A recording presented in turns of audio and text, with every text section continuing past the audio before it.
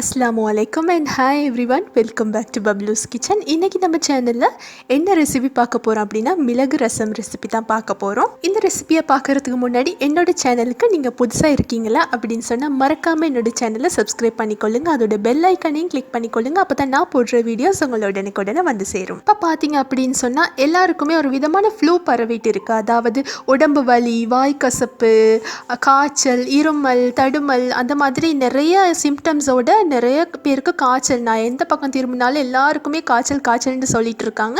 So அவங்களுக்கு ஏற்ற மாதிரி ஒரு ரெசிபி தான் நான் இன்றைக்கி செஞ்சு காட்ட போகிறேன்.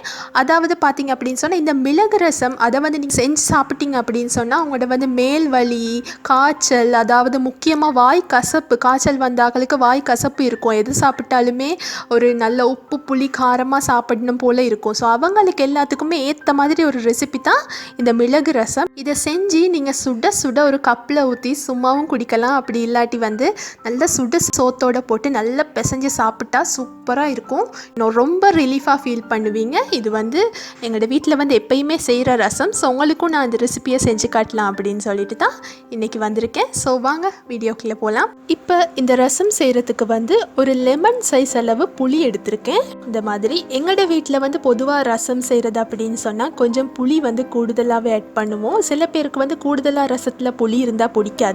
ஸோ நீங்கள் வந்து உங்களோட அளவுக்கு ஏற்ற மாதிரி நீங்கள் ஆட் பண்ணிக்கொள்ளுங்க. நான் வந்து ஒரு பெரிய லெமன் சைஸ் அளவு தான் எடுத்திருக்கேன். அதை வந்து ஒரு கப் தண்ணி விட்டு அதை வந்து ஒரு 30 நிமிஷம் ஊற வச்சு நான் அதில் உள்ள சாத்தெல்லாம் நான் எடுத்துக்கொள்கிறேன். அடுத்தது ஒரு பழுத்த தக்காளி 3 எடுத்திருக்கேன். நீங்கள் வந்து நல்ல பழுத்த தக்காளியாக ஒரு 3 எடுத்துக்கொள்ளுங்க. இதை வந்து நாங்கள் ரசத்துக்கு ஒரு நாளுமே சாப் பண்ணி போடக்கூடாது. இந்த மாதிரி கையால் பிசைஞ்சு போட்டிங்க அப்படின்னா தான் ரசத்துக்கு ஒரு டேஸ்ட் வரும். நீங்கள் வந்து மிக்சியில் போட்டு கிரைண்ட் பண்ண வேணால் அது ஓவராகவே நல்லாவே அது மிக்ஸ் ஆகிரும். அதால் வந்து நீங்கள் வந்து கையாலேயே இந்த மாதிரி நசிச்சு எடுத்துக்கொள்ளுங்க. நம்ம ரசம் பவுடர் ரெடி பண்ணிக்கொள்ளலாம். ஒரு பேன் எடுத்துக்கொள்ளுங்க. அதில் வந்து ஒரு 1/4 டீஸ்பூன் அளவு பெருங்காயத்தூள் ஆட் பண்ணிக்கொள்கிறேன். அதோட ஒரு 3 காஞ்ச மிளகா, ஒரு கொத்து கருவேப்பிலை, 1 டீஸ்பூன் அளவு சீரகம், 1/2 டீஸ்பூன் அளவு கொத்தமல்லி, 2 டீஸ்பூன் அளவு மிளகு. உங்களுக்கு எந்த அளவு காரம் தேவைப்படுதோ அந்த அளவு மிளகு எடுத்துக்கொள்ளுங்க. இதை வந்து லோ ஃப்ளேமில் வச்சு நல்லா வறுத்து எடுத்துக்கொள்ளுங்க. இப்போ வந்து ஒரு பெரிய வெள்ளைப்பூடு எடுத்து அதை வந்து நான் தோலோடையே ஆட் பண்ணிக்கொள்கிறேன். அதையும் சேர்த்து கொஞ்சம் நேரம் சூட்டில் அப்படி இருக்கட்டும். சூடெல்லாம் நல்லா ஆறுனதுக்கு அப்புறமா இதை வந்து நீங்கள் வந்து இடித்து எடுத்துக்கொள்ளலாம். நீங்கள் வந்து கிரைண்ட் பண்ணி கூட எடுத்துக்கொள்ளலாம். நான் வந்து உரலில் போட்டு இடித்து எடுத்துக்கொண்டேன். இப்போ வந்து நான் ஒரு பேனை ஹீட் பண்ணிக்கொள்கிறேன். அதாவது மண் சட்டி. இதில் வந்து நான் 1 டீஸ்பூன் அளவு நெய் விட்டுக்கொள்கிறேன். நீங்கள் இதுக்கு வந்து எண்ணெய் கூட யூஸ் பண்ணிக்கொள்ளலாம். அதாவது நல்லெண்ணெய் கூட யூஸ் பண்ணிக்கொள்ளலாம். இது வந்து நான் வீட்டிலேயே செஞ்ச ஹோம்மேட் கீ. இதோட ரெசிபி வந்து நான் டிஸ்கிரிப்ஷன் பாக்ஸில் கொடுக்குறேன். நீங்கள் வந்து செக் பண்ணிக்கொள்ளுங்க. ஒரு 1/4 டீஸ்பூன் அளவு கடுகு சேர்த்துக்கொள்கிறேன்.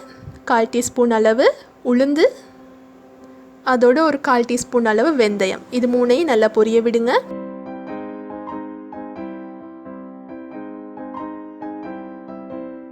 அதுக்கப்புறமா கொஞ்சம் கருவேப்பிலை சேர்த்துக்கொள்கிறேன்.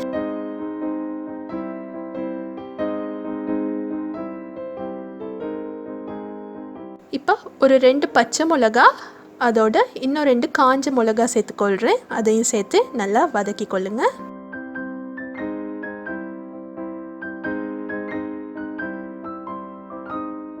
இப்போ நாங்கள் வந்து கையால் நல்லா மசிச்சு வச்சுருந்த அந்த தக்காளியை நான் இதில் சேர்த்துக்கொள்கிறேன். அதையும் சேர்த்து நல்லா மிக்ஸ் பண்ணிக்கொள்ளுங்க. இப்போ நாங்கள் கரைச்சி வச்சுருந்த அந்த புளி தண்ணியையும் நான் சேர்த்துக்கொள்கிறேன். நான் ஒரு 1.5 கப் அளவு சேர்த்துக்கொண்டேன். அதையும் சேர்த்து நல்லா மிக்ஸ் பண்ணிக்கொள்ளுங்க. இப்போ ஒரு 1/4 டீஸ்பூன் அளவு மஞ்சத்தூள் சேர்த்துக்கொள்கிறேன்.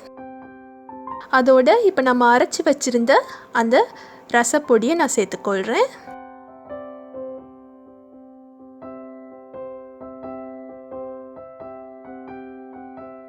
அதையும் சேர்த்து நல்லா மிக்ஸ் பண்ணிவிட்டு ஒரு 2 கப் அளவு நான் தண்ணி விட்டுக்கொள்கிறேன். உங்களுக்கு தேவையான மாதிரி நீங்கள் தண்ணி விடலாம். நான் ஒரு 2 கப் தான் விட்டுக்கொண்டேன்.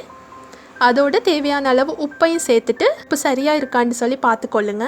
எல்லாத்தையும் சேர்த்து நல்லா மிக்ஸ் பண்ண விடுங்க.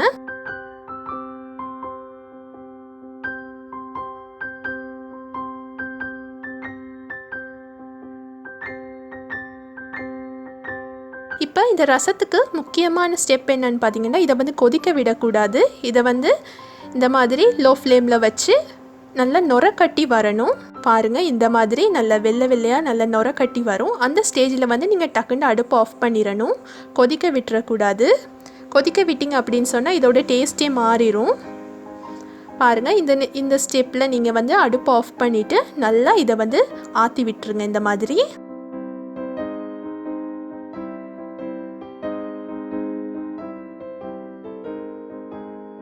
பாருங்கள், நாங்கள் வந்து வெள்ளைப்பூடு கூட நாங்கள் வந்து தோலோடு தான் ஆட் பண்ணியிருக்கோம். ஸோ தோலோடு ஆட் பண்ணுறதால ரசத்துக்கு வந்து ரொம்ப நல்ல டேஸ்ட்டாக கொடுக்கும். அதோடு நாங்கள் சேர்த்துருக்கிற எல்லாமே மருத்துவ குணமுள்ள இன்க்ரீடியன்ட்ஸ் தான். மிளகு, சீரகம், அதோட வந்து காஞ்ச மிளகா, பெருங்காயத்தூள் எல்லாமே சூப்பராக இருக்கும். நீங்கள் வந்து உங்களுக்கு காய்ச்சல், வாய்க்கசப்பு அதெல்லாம் இருந்துச்சு அப்படின்னு சொன்னால் இதை வந்து நீங்கள் செஞ்சு கட்டாயம் குடிச்சு பாருங்கள். வேறு ஒன்றுமே தேவையில்லை. நீங்கள் வந்து சோறை வந்து நல்லா குழச்சி நல்லா குக் பண்ணிவிட்டு அதோட வந்து இந்த மாதிரி ரசத்தை செஞ்சு அதோட ஊற்றி சாப்பிட்டு பாருங்கள். வேறொரு கறியே உங்களுக்கு தேவையில்லை. சூப்பராக இருக்கும். காய்ச்சல் வந்த ஆக்களுக்கு இது வந்து ரொம்ப நல்லா பிடிக்கும். ஸோ இது தான் இன்னையோட ரெசிபி. உங்களுக்கு பிடிச்சிருக்கும்னு நினைக்கிறேன். இதே மாதிரி இன்னொரு நல்ல வீடியோவில் உங்களை எல்லாருமே சந்திக்கிற வரைக்கும் டேக் கேர் அண்ட் பை.